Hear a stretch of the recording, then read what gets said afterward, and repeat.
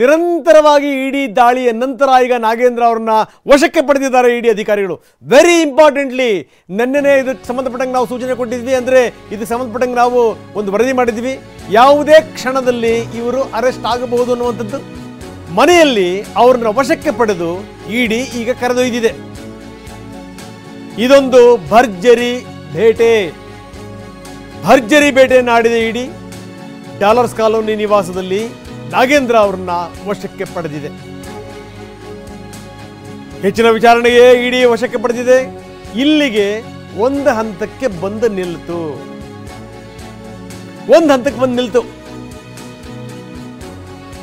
ಅವರ ಮನೆಯಲ್ಲೇ ಅವರನ್ನ ವಶಕ್ಕೆ ಪಡೆಯಲಾಯಿತು. ಈಗ ಇಡಿ ಅಧಿಕಾರಿಗಳು ಅವರನ್ನ ಕರ್ಕೊಂಡು ಹೋಗಿದ್ದಾರೆ. ಡಾಲರ್ಸ್ ಕಾಲೋನಿ ನಿವಾಸದಿಂದ ಅವ್ರನ್ನ ಕರ್ಕೊಂಡು ಹೋಗ್ತಿರುವಂತಹ ದೃಶ್ಯಾವಳಿಗಳನ್ನು ನಾವು ನಿಮಗೆ ತೋರಿಸ್ತಾ ಇದ್ದೀವಿ. ಮಾಜಿ ಸಚಿವ ನಾಗೇಂದ್ರ ಇಡಿ ವಶಕ್ಕೆ. ಇನ್ನು ಇದರ ಸರಣಿ ಶುರುವಾದರೆ ಆಶ್ಚರ್ಯ ಇಲ್ಲ. ಮುಂದಿನ ಹಂತ ದದ್ದಲ್ ಅವರದ್ದಾದರೂ ಕೂಡ ಆಶ್ಚರ್ಯ ಇಲ್ಲ. ಡಾಲರ್ಸ್ ಕಾಲೋನಿ ಅವರ ನಿವಾಸದಲ್ಲೇ ಮಾಜಿ ಸಚಿವರನ್ನು ಇಡಿ ವಶಕ್ಕೆ ಪಡೆಯಿತು. ವಶಕ್ಕೆ ಪಡೆದು ಅವ್ರನ್ನ ಇಡಿ ಅಧಿಕಾರಿಗಳು ಕರ್ಕೊಂಡು ಹೋಗ್ತಾ ಇದ್ದಾರೆ. ಆ ದೃಶ್ಯಾವಳಿಗಳನ್ನು ನಾವು ನಿಮಗೆ ತೋರಿಸ್ತಾ ಇದ್ದೀವಿ. ಎಕ್ಸ್ಕ್ಲೂಸಿವ್ ದೃಶ್ಯಾವಳಿಗಳನ್ನು ನೀವು ಟಿ ವಿನಲ್ಲಿ ನೋಡ್ತಾ ಇದ್ದೀರಿ. ಮಾಜಿ ಸಚಿವ ನಾಗೇಂದ್ರ ಇಡಿ ವಶದಲ್ಲಿದ್ದಾರೆ. ನಾವು ಹೇಳ್ತಾ ಇದ್ವಿ, ಇಡಿ ಅನ್ನೋದಿದೆಯಲ್ಲ, ಒಂದು ಲೆಕ್ಕದಲ್ಲದು ಈ 10 ಕಾಲುಗಳ ಏಡಿ ಥರ. 10 ಕಾಲುಗಳು ಅಂತೀನಿ ನಾನು, ಯಾಕಂದರೆ ಈ ಎಲ್ಲ ಕಡೆಯಿಂದಲೂ ಕೂಡ ಹಿಡಿದು ಬಿಡ್ತಾರೆ. ಹಂಗನೇ ತಪ್ಪಿಸ್ಕೊಳ್ಳೋಕೆ ಸಾಧ್ಯವೇ ಇಲ್ಲ. ಆ ರೀತಿ ಎಲ್ಲ ಸೋಸಿ ಬಿಡ್ತಾರೆ ಜಾತಕವನ್ನು, ಜನ್ಮ ಜಾಲಾಡಿ ಬಿಡ್ತಾರೆ. ನೋಡಿ, ಬಹಳ ಗಮನಿಸಬೇಕಾದಂಥ ಸಂಗತಿ, ನಾಗೇಂದ್ರ ಆ ಕಡೆ ಭಾಗದಲ್ಲಿ, ಅಂದರೆ ಬಳ್ಳಾರಿಯ ಭಾಗದಲ್ಲಿ ಬೆಳೀತಿದ್ದಂಥ ನಾಯಕ. ಏನು ಸಾಮಾನ್ಯ ಸಂಗತಿ ಆಗಿರಲಿಲ್ಲ. ಈ ನಾಗೇಂದ್ರ ಅವ್ರಿಗೆಲ್ಲವೂ ಕೂಡ ಸುಲಭದ ತುತ್ತಾಗಿರಲಿಲ್ಲ. ಅದನ್ನು ಗಮನದಲ್ಲಿಟ್ಕೊಂಡೇ ಮಾತಾಡಬೇಕು. ಈ ಕಡೆಗೆ ಗಣಿ ಧಣಿಗಳ ಆರ್ಭಟ, ಈ ಅಕ್ಕಪಕ್ಕದಲ್ಲಿ ಎಲ್ಲರೂ ಕೂಡ ಆಗದನಿರುವಂಥವರೇ. ದೊಡ್ಡ ಕಾಂಪಿಟೇಷನ್, ರಾಮುಲು ಸೇರಿದಂತೆ ಬೇರೆ ಬೇರೆ ನಾಯಕರ ಕಾಂಪಿಟೇಷನ್ಗಳು. ಇದೆಲ್ಲದರ ನಡುವೆ ಏನೂ ಇಲ್ಲದಿರುವಂಥ ನಾಗೇಂದ್ರ ಈ ಮಟ್ಟಕ್ಕೆ ಬೆಳೆದ್ರಲ್ಲ. ನಮಗನಿಸ್ತಾ ಇತ್ತು ನಾಗೇಂದ್ರ ಇನ್ನೂ ಬಹಳ ಎತ್ತರಕ್ಕೆ ಹೋಗ್ತಾರೆ ಅಂತ. ಆದರೆ ಯಾವ ಪರಿ ಸಿಕ್ಕಾಕೊಂಡಿದ್ದಾರೆ ಅಂತಂತಂದರೆ ಈ ರೀತಿ ಬಹುಕೋಟಿ ಹಗರಣ.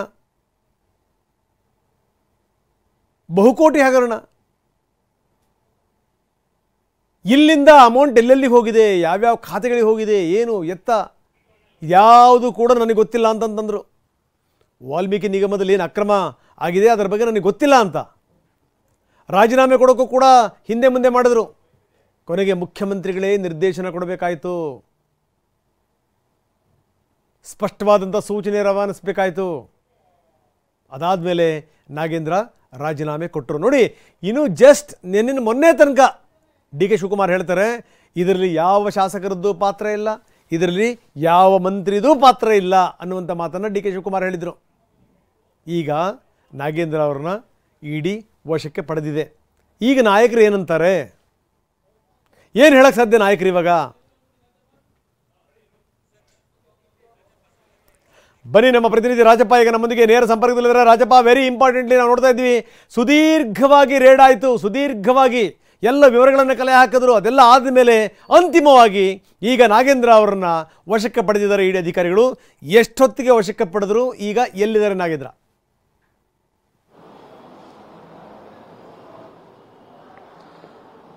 ರಂಗನಾಥ್, ವಾಲ್ಮೀಕಿ ಅಭಿವೃದ್ಧಿ ನಿಗಮದ ಬಹುಕೋಟಿ ಅವ್ಯವಹಾರ ಪ್ರಕರಣಕ್ಕೆ ಸಂಬಂಧಪಟ್ಟಂತೆ ಇವತ್ತು ಮೇಜರ್ ಆದಂತಹ ಡೆವಲಪ್ಮೆಂಟ್ ಆಗ್ತಾ ಇರುವಂತದ್ದು. ಅಂದ್ರೆ ಸುದೀರ್ಘವಾದಂತಹ 2 ದಿನಗಳ ಕಾಲ ಮಾಜಿ ಸಚಿವ ನಾಗೇಂದ್ರ ಅವರ ಮನೆಯಲ್ಲಿ ಪರಿಶೀಲನೆ ಬಳಿಕ ಅದ್ರ ಜೊತೆಗೆ ಒಂದಿಷ್ಟು ಕ್ವಶನ್ ಅನ್ನ ಮಾಡೋದ್ರ ಮೂಲಕ ಅಸ್ಪಷ್ಟವಾದಂತಹ ಉತ್ತರ ಸಿಕ್ಕಂತ ಹಿನ್ನೆಲೆಯಲ್ಲಿ ಅವರನ್ನ ಇವತ್ತು ಬೆಳಿಗ್ಗೆ ಸುಮಾರು 8:40 ಸುಮಾರಿಗೆ ಅವರನ್ನ ವಶಕ್ಕೆ ಪಡೆದುಕೊಂಡು ಈಗ ಶಾಂತಿನಗರದಲ್ಲಿರುವಂತಹ ಇಡಿ ಕಚೇರಿಗೆ ಕರ್ಕೊಂಡು ಬರ್ತಾ ಇರುವಂತದ್ದು.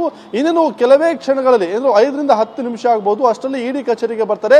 ಇಡಿ ಕಚೇರಿಯಲ್ಲಿ ನಾಗೇಂದ್ರ ಅವರಿಗೆ ಸಂಬಂಧಪಟ್ಟಂತ ಒಂದಿಷ್ಟು ಅವ್ಯವಹಾರಕ್ಕೆ ಸಂಬಂಧಪಟ್ಟಂತ ದಾಖಲೆ ಏನಿದೆ, ಆ ದಾಖಲೆಯನ್ನ ಮುಂದಿಟ್ಟುಕೊಂಡು ಅವರಿಗೆ ಪ್ರಶ್ನೆ ಮಾಡುವಂತಹ ಸಾಧ್ಯತೆಗಳು ಕೂಡ ಇರುವಂತದ್ದು. ಹಾಗಾಗಿ ನಾಗೇಂದ್ರರನ್ನ ಇವತ್ತು ವಿಚಾರಣೆ ಮಾಡಿ ಬಿಟ್ಟು ಕಳಿಸ್ತಾರ, ಸಂಜೆ ಹೊತ್ತಿಗೆ ನೋಟಿಸ್ ಕೊಟ್ಟು ಅದ್ರ ಜೊತೆಗೆ ಅವರೇನಾದ್ರೂ ಬಂಧನ ಮಾಡ್ತಾರಾ ಅನ್ನುವಂತ ನಿಟ್ಟಿನಲ್ಲೂ ಕೂಡ ಸಾಕಷ್ಟು ಪ್ರಶ್ನೆಗಳು ಕೂಡ ಇರುವಂತದ್ದು.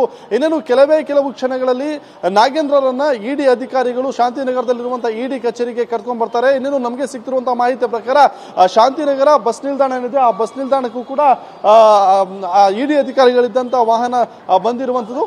ಇನ್ನೇನು ಕೆಲವು ಕ್ಷಣಗಳಲ್ಲಿ ನಾಗೇಂದ್ರರನ್ನ ಇಡಿ ಕಚೇರಿಗೆ ಕರ್ಕೊಂಡ್ ಬರ್ತಾರೆ. ಇಲ್ಲಿ ಗಮನಿಸಬಹುದು, ಇಲ್ಲಿ ಪೊಲೀಸ್ ಹಾಗೆಯೇ CRPF ನಿಂದಲೂ ಕೂಡ ಭದ್ರತೆಯನ್ನ ಮಾಡಿಕೊಳ್ಳಲಾಗಿರುವಂತದ್ದು. ಅವರನ್ನ ನೇರವಾಗಿ ಲಿಫ್ಟ್ ನಲ್ಲಿ ಕರ್ಕೊಂಡು ಹೋಗ್ತಾರೆ.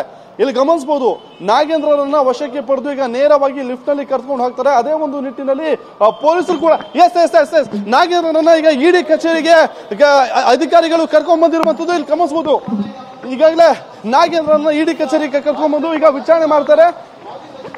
CRPF ಪೊಲೀಸರ ಭದ್ರತೆಯಲ್ಲಿ ನಾಗೇಂದ್ರರನ್ನ ಕರ್ಕೊಂಡ್ ಬಂದಿರುವಂತದ್ದು. ಇದು ನಾಗೇಂದ್ರರವರಿಗೆ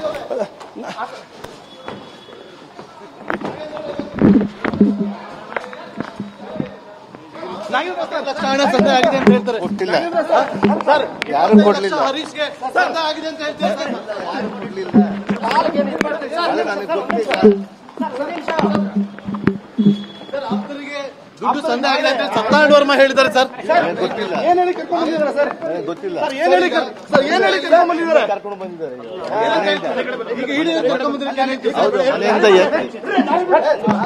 ಸರ್. ಗಾಡಿ ಬಿಡಿ ಅಲ್ಲ, ಮೇಲೆ ಮೇಲೆ ಮೇಲೆ ಮೇಲೆ ಮೇಲೆ ಮೇಲೆ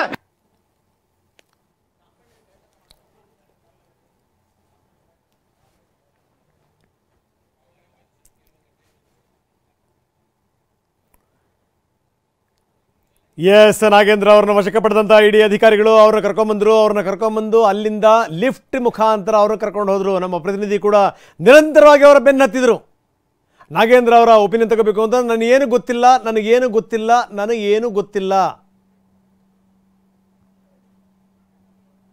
ನಿರಂತರವಾಗಿ ಅವರು ಮಾತಾಡಿದ್ದು ಅದನ್ನೇ, ನನಗೆ ಏನು ಗೊತ್ತಿಲ್ಲ.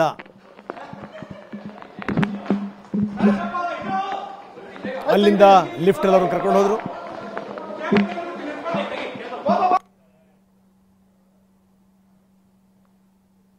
ಎಸ್, ಇದು ಇಡಿ ಕಚೇರಿಯ ದೃಶ್ಯಾವಳಿಗಳನ್ನು ನಾವು ನಿಮಗೆ ತೋರಿಸ್ತಾ ಇದ್ದೀವಿ. ಎಕ್ಸ್ಕ್ಲೂಸಿವ್ ದೃಶ್ಯಾವಳಿಗಳನ್ನು ನಾವು ನಿಮ್ಮ ಮುಂದೆ ಇಡ್ತಾ ಇದ್ದೀವಿ. ನಾಗೇಂದ್ರ ಅವರನ್ನ ವಶಕ್ಕೆ ಪಡೆದಂಥ ಇಡಿ ಅಧಿಕಾರಿಗಳು ಈಗಾಗಲೇ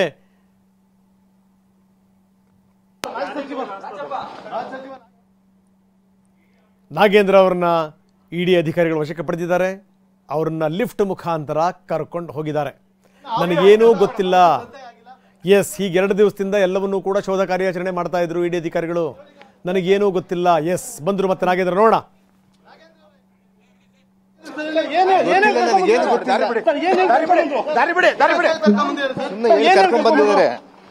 ಮನೆಯಿಂದ ಕರ್ಕೊಂಡು ಬಂದಿದ್ದಾರೆ.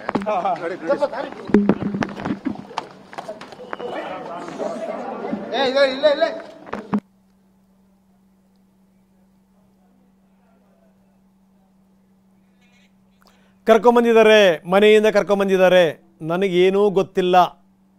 ಇದಿಷ್ಟು ಮಾತ್ರ ನಾಗೇಂದ್ರ ಹೇಳಿದ್ದು. ಕರ್ಕೊಂಬಂದಿದ್ದಾರೆ, ಮನೆಯಿಂದ ಕರ್ಕೊಂಬಂದಿದ್ದಾರೆ, ನನಗೇನೂ ಗೊತ್ತಿಲ್ಲ. ಇಷ್ಟೇ, ಕೆಳಗಿರಿಂದ ಮೇಲ್ಗಡೆ ತನಕ ನಾಗೇಂದ್ರ ಅವರ ಬಾಯಿನಲ್ಲಿ ಬಂದಂತಹ ಮಾತುಗಳು ಇಷ್ಟೇ.